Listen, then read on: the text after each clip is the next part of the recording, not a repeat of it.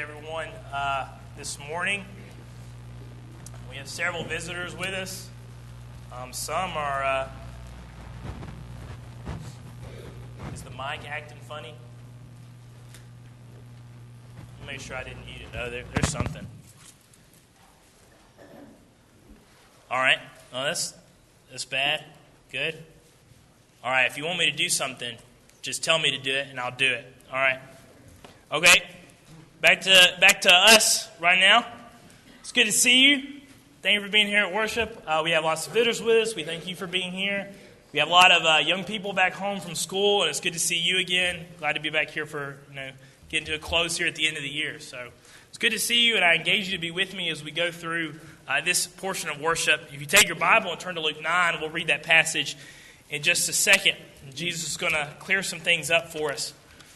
This morning, what I have is basically, I want to prove an argument, or prove one little point. And that point is that the small daily choices that we make every day are very, very important. And if not, sometimes more important than the big choices that we make throughout our whole life. What I mean by that is, let me define what I mean by big choices and what I mean by small choices. Big choices sometimes we categorize as obviously getting baptized, putting Jesus on through baptism. That's a big choice. Sometimes when we get married, we talk about the big choice that it is of who we pick to marry. When we talk about our careers, we say that's a big choice. Are you going to choose a righteous career where you can serve God righteously? Or are you going to choose a career where that's going to be problematic? We call those big choices, big decisions, and we think of those as things that really prove our character and our reliance as a Christian. However, we also have small daily choices. And let me give you 4 examples of those. These are small choices that you make every day. Maybe you're walking in the sidewalk at school or at work. Usually at school you see this happens. As someone comes in front of you, drops their book bag, all their books go everywhere. Do you stop and help that person get all their things together and put it back in their bag, or do you just keep on walking because you have a place to be? Maybe number 2, you're at a gas station and someone comes up to you and asks for help. Do you go buy them some food in the gas station? Do you buy them some gas? Or do you just tell them, no thank you? Maybe number 3, you're at work and you see a coworker that's moving really sluggish. Do you go up to him and say, hey, is there something wrong? Is there a reason why you're acting this way? Is there something I can do for you? Or do you just snap at him and tell him that you need to be working harder? You get home after a long day of work, and immediately as you walk in the door, you're ready to collapse on the couch, and a family member or your spouse immediately asks you to do something. Do you just go do it, or maybe kindly ask if you can do it later? Or do you just snap right back on them for asking you something as soon as you walked in? Those are small daily choices that we make every day. How are you going to react in this little bitty situation? However, my argument today is I think that those small daily choices are what influence our big decisions that we make out throughout our lives. If we act a certain way through our small daily choices, when the big decisions come, we will act like we've been acting every day with our small choices. And I believe that we need to be holding more weight about what you do every day than necessarily what you do in those big life moments. If you worry about the small things daily, the big things take care of themselves. And I think that Jesus agrees with me. And you look at Luke 9. Look at Luke 9 and verse 23. He says, then he said to them all, if anyone desires to come after me, let him deny himself and take up his cross daily and follow me. Jesus says to be a living sacrifice, to come and carry your cross. How often are you supposed to do that? Are you just supposed to do that when you get baptized? Are you supposed to just do that when you're picking a spouse? Are you just supposed to do that when you're picking a career? No, Jesus says you carry your cross daily. That even if someone spills their books in front of you, you're going to be a living sacrifice in that moment, and you're going to serve God in that way. If someone asks you for help on a daily basis, you serve God that way.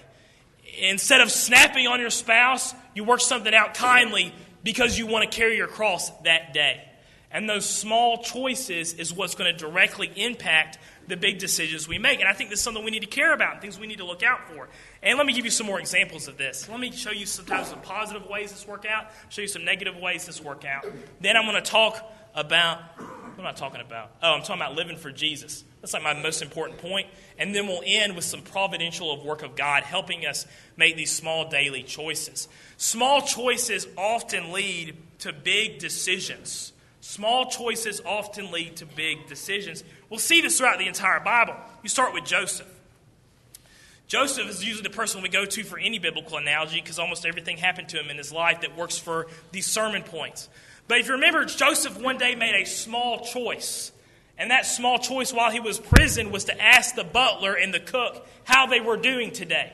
This little small act of kindness. He asked, is there something wrong? And he asked the butler, why are you so sad today? Well, that decision leads to what? What is, as the process goes on, what does that lead to Joseph? That leads him in Genesis 41 to helping Pharaoh prepare for the famine, right? So the butler goes 2 years later, tells the Pharaoh, hey, I know someone who can help you interpret your dream. His name is Joseph. He's in the prison. So Joseph's simple act of kindness that day allowed Joseph to do big things later on, right? See this as well in Joshua.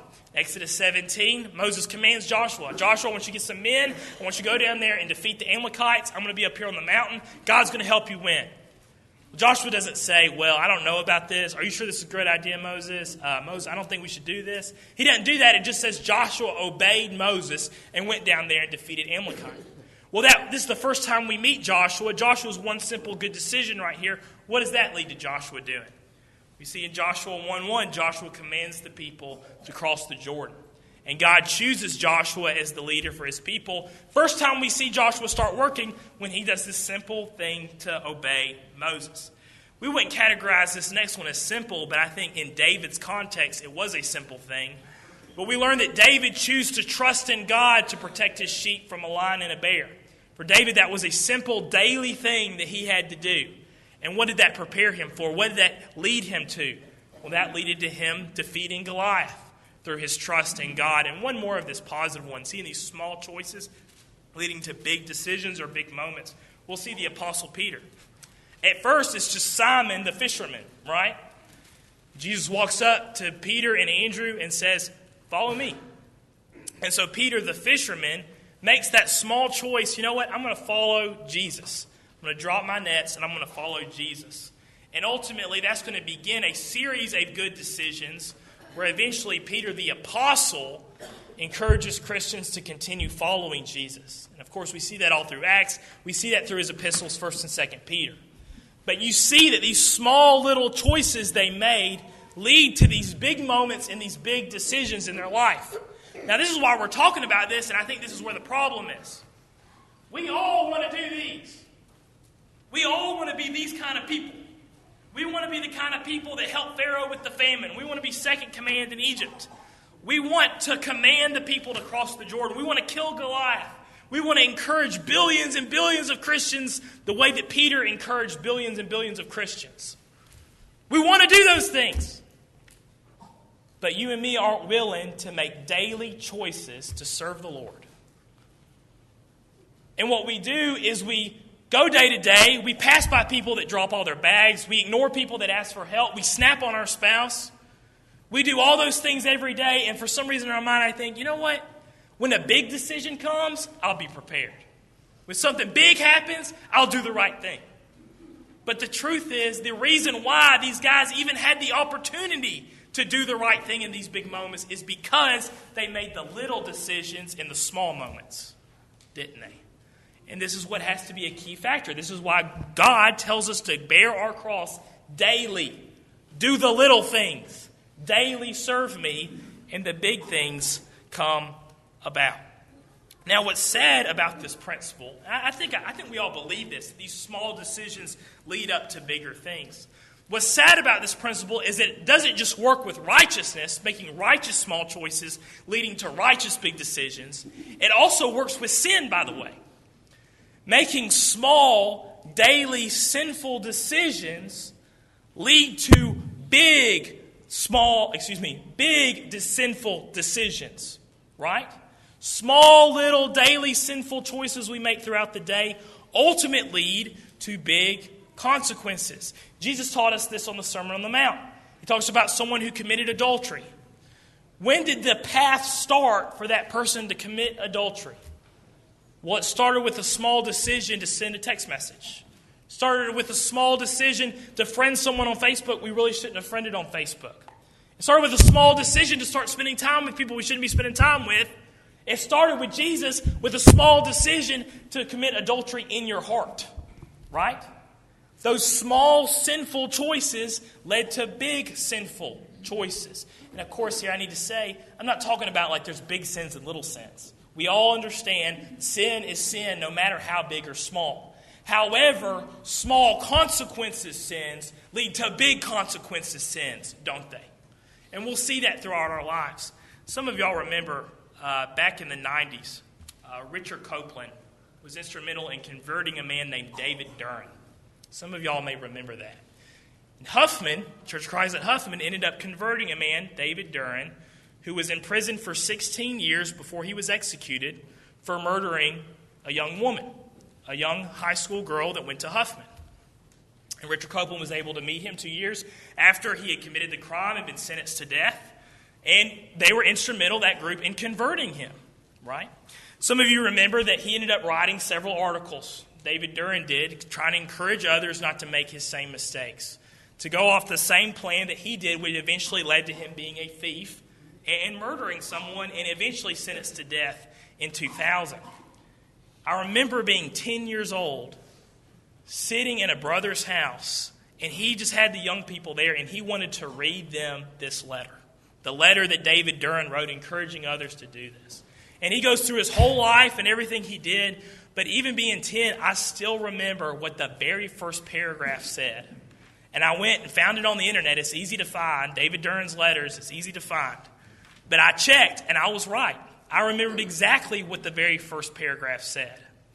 David Duren says, as being a murderer, it all started when he was 13 years old, and he stopped attending church, and he started smoking cigarettes. He says, I went wrong. It all began, my path to destruction here, my path to doing all these awful things, all began when I was 13 years old, and I stopped attending church, and I started smoking cigarettes. And he said all it was is that his conscience told him, you shouldn't do those things. But I ignored my conscience, and I went ahead and did it. And he goes throughout his whole life, beginning with those two things, those two small choices to do those, which led him to drugs, which led him to a life of crime, which eventually led him to murdering someone who absolutely did not deserve it. Right? And his warning rings true. And thankfully in that situation he was saved, right? This is the power of the blood of Jesus that we can be saved from these things. But the consequences, the earthly consequences, are still there. Also, you see this throughout the Bible. Who's this passage about? Then the Philistines took him and put out his eyes and brought him down to Gaza. They bound him with bronze fetters, and he became a grinder in the prison. Who's that about? That's about Samson, right? Now, did Samson just wake up one day in the prison and he became a grinder? Or was this the consequence of small daily choices that Samson made since he started becoming a judge? He started working for God in that way. How did he end up in prison? How did he end up with his eyes being put out? We can go back earlier in the chapter. I said back and I went back. We can go back earlier in the chapter, in chapter 16, and see this verse. Afterward, it happened that he loved a woman in the valley of Sorek, whose name was Delilah. How did he end up in that situation? It was because earlier he made a choice to love a woman he should have never loved. Because she was evil. And she was working with the Philistines to try to kidnap him and kill him eventually, right? She was an evil woman. And yet he fell in love with her. Well, what did this choice come about? Did he just wake up one day and start loving Delilah? Or was this too a product of smaller choices he made before? We go back to Judges 14. Judges 14, 2, 4. This is when he first meets Samson. He falls in love with a Philistine woman. And he says to his father and mother, his father and mother say to him, is there no woman among the daughters of your brethren, or among all my people, that you must go and get a wife from the uncircumcised Philistines? Samson said to his father, "Get her for me, for she pleases me well." That decision to end up telling Delilah the truth became because he made a decision to fall in love with Delilah. And the reason why he made a decision to fall in love with Delilah is because Samson was a womanizer. And before, by the way, in 16, before he meets Delilah, he also goes and finds a harlot and pays for her services. Then goes and meets all these other women, all starting with when he falls in love with the wrong woman when he's a young man. And those series of small decisions lead Samson where? They lead him to being a grinder in the prison with his eyes plucked out. Right? Those small daily choices, do they hold weight? They hold huge amount of weight. Because there's going to be what causes the bigger moments in our lives, those small daily choices. Now, again, going back to our problem with this and the way we struggle with this, we all, like Samson, hope that we get to, at the end, strap ourselves to the pillars, and we hope that we're able to cave into people and do God's work in the sense of keeping the Philistines off the Israelites' back, right? And Samson shows a lot of faith at this moment. I don't want to down that. It was impressive that Samson comes back to God. He prays to God. He asks for strength. He's able to kill more Philistines then than he ever killed in his whole life. That is impressive, and I'm not trying to put that down in any way. That was a great moment of faith. What I'm scared of is that we help ourselves sleep better at night, and we make bad choices all day long, every day, these little bad choices, thinking, you know what? I'm going to eventually have a Samson moment. I'm going to make these bad decisions right now. I'm going to ignore people that need help. I'm going to snap on those I love because you know what? I'm going to have a Samson moment. And there's going to come a time for me to be a hero. Guess what? I'm going to be a hero. And I'm going to redeem all the bad things, all the small bad decisions I made in that one moment. Because I'm going to be this big, powerful guy in that big decision that happens to me. Well, for one, you may not get strapped to a pillar and be able to pull it down. God may not give you that opportunity to redeem yourself in one moment. He may not. Now, He does give us opportunities every day to serve Him, doesn't He? So you have opportunities. Were you going to ignore those to look for a bigger one? I don't think that's a wise decision. Several of you have heard this phrase. And that phrase is, I would take a bullet for them. I would take a bullet for them. Every time I've heard that phrase said, maybe every time, I'll say most of the time I've heard that phrase said, it's said to me while I'm addressing someone because of their attitude problem. And I talk to someone, I say, I don't know what's going on. You've been treating everybody cruelly. You've been speaking evil about people behind their back. We all know it. You treat all these people like jerks. What's going on? Why are you treating people so bad? And they say, no, that's not. I take a bullet for them, Andrew. I take a bullet for all of them. You go to people say, why are you picking this fight with your brother or your sister? Why are you saying these things about them? Why don't you go to them and work things out? Well, Andrew, I take a bullet for them. I take a bullet for all of them at Gardendale. You're hoping for that Samson moment to come, and yet you're treating people cruelly and you're being selfish every day. The truth is, guys, that if you're being selfish through these small daily choices, when the big moment comes for you to be unselfish, you're not going to be unselfish. You're going to be selfish just like you are every day of your other life. I'm about to quote a 21 Pilots song. And I recommend to everyone not to get sermon material from a 21 Pilots song. And so if there's an exhortation later on this month and someone quotes a 21 Pilots song and makes an exhortation, I'm going to feel like I've done something wrong. So please don't make me feel guilty in that way. But there's this one song called Ride. Some of y'all have heard it on the radio. And every time they sing this one verse, I think about this very thing right here. I'm going to just read that verse really quickly. He says, I die for you. That's easy to say. We have a list of people that we would take. A bullet for them, a bullet for you, a bullet for everybody in this room. And then he says, this is the problem. But I don't see many bullets coming through. I don't see many bullets coming through. Those opportunities to take bullets for people, they actually don't happen that often. It's actually a very rare thing. Our media wants us to believe that there's more murders than there's ever been. You look at the stats from the 1800s, there's actually less murderers in America than we've ever had. We're actually living in a time of relative peace compared to our ancestors' lives. And he says, you know what? I'd live for you. And that's hard to do. And that's even harder to say. And the point that it makes in the song, and by the way, it's a biblical point. And stop telling people that you're going to die for them. Stop telling people, I'll take a bullet for you. Instead, live for them today. Right? And he says, now that's hard to do. How do you live for somebody? Well, it's those daily decisions, those small choices we make every day to show people kindness, love, joy, peace, long-suffering, kindness, goodness, faithfulness. Those decisions, those daily choices is how we live for people. And of course, in our context here, who do we want to live for? We want to live for God. Of course, we have several great examples in the Bible of those that died for the Lord. We first meet Stephen in Acts, right? He's our first martyr here, and he dies for the Lord. That's extremely admirable, something we're impressed with. We are amazed by this great faith that Stephen has. However, the truth is, if we're waiting for that situation, it's probably not going to happen.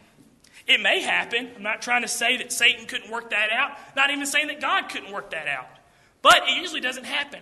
Christians today in our society, how do we leave this earth? We leave because of accidents, or we leave because of sickness. Usually situations, that's how we go, right? And so I don't know why we're waiting for that. Romans 14 did not talk about the context, but the general rule Paul gives. He says, for if we live to the Lord. And if we die to the Lord. Therefore, whether we live or die, we are the Lord's, right? Now you think about this. When Stephen dies for the Lord, was he living for the Lord months before that? Absolutely he was, right? The reason why Stephen died for the Lord, the reason why Stephen was able to go through those amazing things that he did in his last moments is because Stephen was living for the Lord every day before that. And we learned about him earlier on in chapter 7, about how he was teaching and preaching and healing people and helping people, most notably helping the widows that were in need, right? He made small daily choices so he could be prepared for this. We see also in 2 Corinthians 5:15, and the rest of these talk about how our reaction is supposed to be to Jesus' death. Talking about Jesus, he says, and he died for all. That those who live should live no longer for themselves, but for him who died for them and rose again. We're supposed to live for Jesus because he's died for us. Now again, he might ask us to die. That might happen. I don't know what the situation is going to hold. I don't know what the future holds. However, we do know what he's asked us to do right now. I already died for you, so I want you to live for me, right? That's going to be a daily thing. Galatians 2:19, before he says Christ lives in me, he says, for though the law died to the law, that I might live to God, right? 1 Peter 2:24, Jesus, who himself bore our sins in his own body on the tree, that we, having died to sins, might live for righteousness, by whose stripes you were healed. Right? So Jesus, who died on this tree, having died to sins, why did he do that? That we might live to righteousness, and that he might reign and live with us. Again, later on in 1 Peter. Therefore, since Christ suffered for us in the flesh, arm yourselves also with the same mind, that he no longer should live the rest of his time in the flesh for the lust of men, but for the will of God. Right? This whole plan that God has made for us, the whole sending his son to die for us, what was the motive? What was the main thing here? In these verses at least. It was so that we might live for him. How are we going to live for him? We're going to make daily choices to serve him. We see someone drop all their stuff, we're going to be kind. We're going to help them. We see a coworker that's being sluggish, instead of jumping on their case and being cruel and being hurtful, we start with, hey, what's wrong? Is there something on? Something I can help you with? We're not going to snap on our family members. We're going to ask them how their day is and show kindness and love, right? We're going to live for him. As well, kind of going back to David Duran's point and things that I've seen in my own life, one thing that include doing daily for him is having a devotion to God. That's going to be daily prayer. That's going to be daily Bible reading. That's going to be daily meditation on God. That's also going to be, guess what? Coming to church service. Sunday morning is a good time to get to do this because all y'all don't always come to church service. And I know that there's situations that arise, and I know that there's sickness and there's problems. I understand all that. But that it would be showing your daily life. You don't come on Sunday, that probably means you wouldn't come on any other day either. You don't make those daily decisions to put God first. Back living in Tuscaloosa, I've talked about this before. Parents would always show up all the time and ask where their kid was. I don't know why, but they would point them to me. Like, they'd be like, hey, do you know where my kid is? You should go ask Andrew. People would come up watching me and say, hey, do you know Rachel so-and-so? Like, I don't even know who you're talking about. Well, she told me she's been worshiping here all semester. This is, of course, as our parents. And I used to be like, oh, well, there's a lot of people. You know, I may have just not met them. Finally, I just gave up on that. Like, when I last year there, I was like, no, they don't come. I mean, that's the truth is. And then they act appalled. Well, like, how did that happen? Why are they making so these big, bad decisions in their life? Why are they falling away? Why are they dating this person they shouldn't be dating? Why are they spending time with these people they shouldn't be spending time with? Why are they making these big, bad decisions in their life?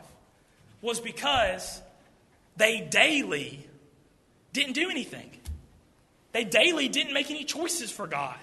And eventually you keep on making enough small choices against God. Eventually you're going to start making big decisions against God.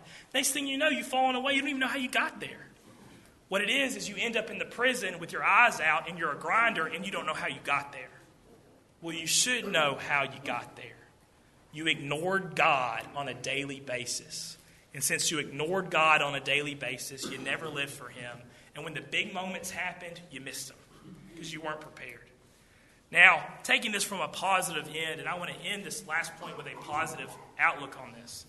When you choose to live for Jesus daily and to make those small little choices, God begins living for you.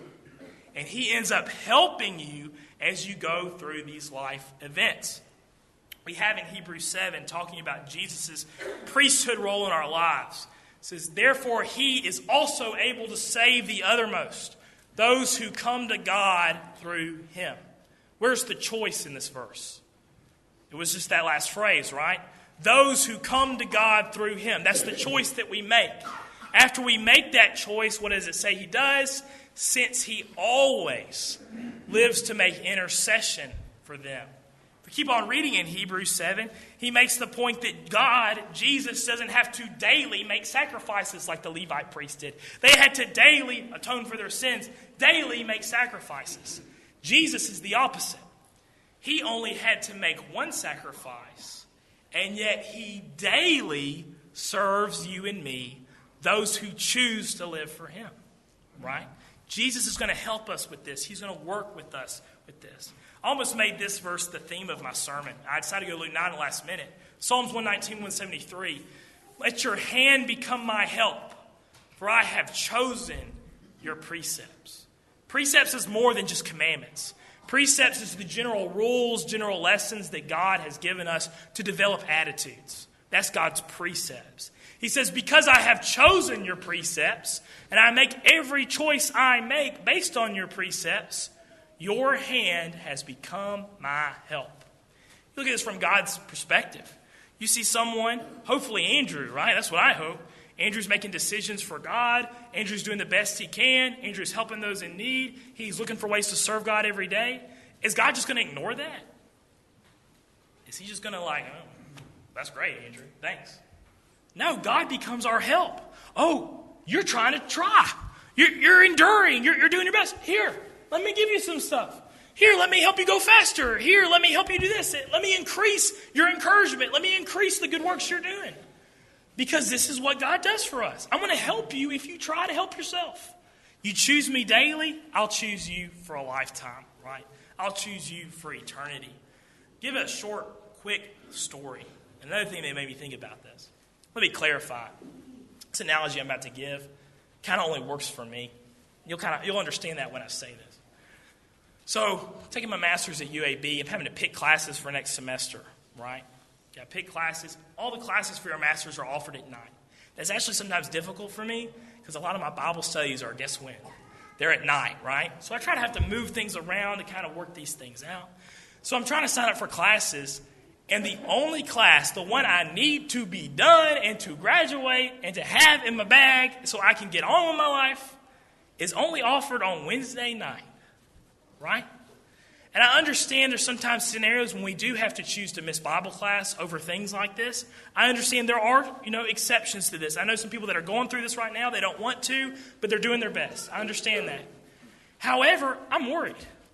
Now, for my situation, I said it's a little different. I can't miss Wednesday night Bible class. Like, this is also my job, right? I have to be here Wednesday night to teach Bible class. So it's a little different. But I was worried about it. And I said, you know what? What I'm going to do is I'm not going to worry about this. I'm going to wait. I'm going to do the right thing. I'm not even going to try to ask to get off of it. Things will take care of themselves. And so I'll wait 1 week. I'll wait 2 weeks. I'll wait 3 weeks. And then finally a professor shows up and says, hey, Andrew, I know you need to take this class. And by the way, I know that you work on Wednesday night because you're a preacher. Hey, I'm going to work things out with you. You can meet me on Tuesday morning. I'm like, what? Yeah, you can meet with me on Tuesday morning. That's fine. We'll do the class together. We'll get things taken care of. You read your books at home. It'll be fine. Well, how about that? You think about those situations like that, and of course we want to say, oh, well, I'm a good person, I'm nice, it's probably the reason why that happened. But when Joseph became second in command of Egypt, I don't think he walked in there and said, well, this happened because I'm a nice person. I don't think that's the situation. I don't think that's how Joseph felt about that. I think Joseph felt this way about it. Because I have chosen your precepts, your hand has been my help. Because when you choose him, he's going to help you guys. He's going to help you. Now, sometimes it's not going to be always the way you want him to, and I understand that. Sometimes he's going to move different things around. Sometimes there's things that can't be helped, and we do our best. I understand all that. But he has promised, if you choose him daily, if you live for him daily, he is going to help you. Right? Psalms 119. It's a great chapter. I'm going to end it with Proverbs 3, 5 through 6. Hopefully we're all familiar with this verse. Trust in the Lord with all your heart, and lean not on your own understanding.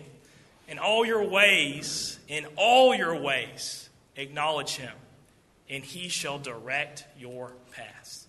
You daily live for him, he's going to daily live for you, right? We make these small little choices every day to live for him. We are going to make the big choices to live for him.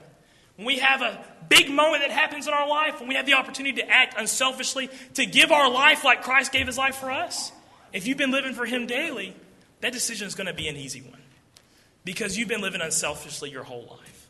So what I'd like to encourage us to do is to start living for Jesus. And Dale's going to sing this song in just a second. One big moment in our lives is when we come forward. And hopefully of us that have done that, we understand the joy and the help and the grace that is shown when that happened. It's a big moment, but it also encourages so many at the same time. I just really always will think it's a great thing. The problem is that I ask, people to come forward. Can we pray for you? Let's pray for you. If we need to get baptized, let's do that. Let's get you connected to God. Let's ask for help together. And, a lot of times people don't come forward. And I wonder if the reason why people aren't coming forward is because daily they're not living for Jesus. They're not doing this daily. They're not thinking about these things daily. The only time they maybe feel any guilt or feel like, hey, I need help, is only Sunday morning. And if you only feel that on Sunday morning, you might be like Samson, but I'm going to be impressed if you come forward if you only think about this on Sunday morning. I think a lot of times when we see people come forward, these are people that have been thinking about this for weeks. And they've been thinking about these things for months. And they, at one point past, made a good decision to start doing something right. At some point in the past, they made one good decision. You know what? Today, I'm going to do better than I did yesterday. And as those good decisions snowballed, eventually it led to someone coming forward, someone getting baptized, someone asking for prayers, right? So if you come forward, I'm not going to think this is a spur-of-the-moment decision. I think that somewhere in your heart, you've already been thinking about this. And so please, let us help you and let us see someone's small good decision become a big good decision. Why don't you come forward as we stand and as we sing?